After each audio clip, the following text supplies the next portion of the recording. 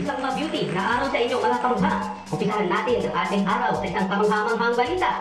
Tama po kayo, isang balita na talaga namang wow, amazing tayo.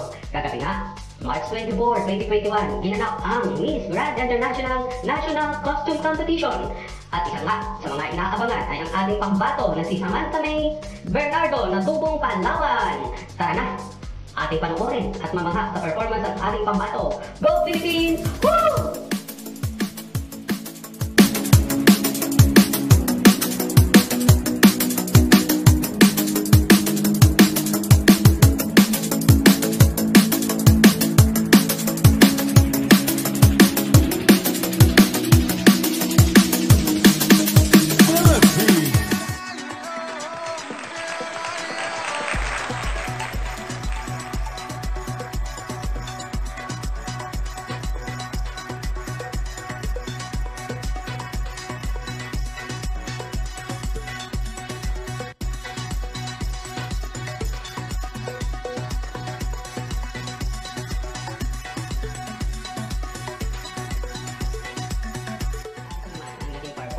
Miss Grand Philippines 2020 Participative Miss Grand Philippines.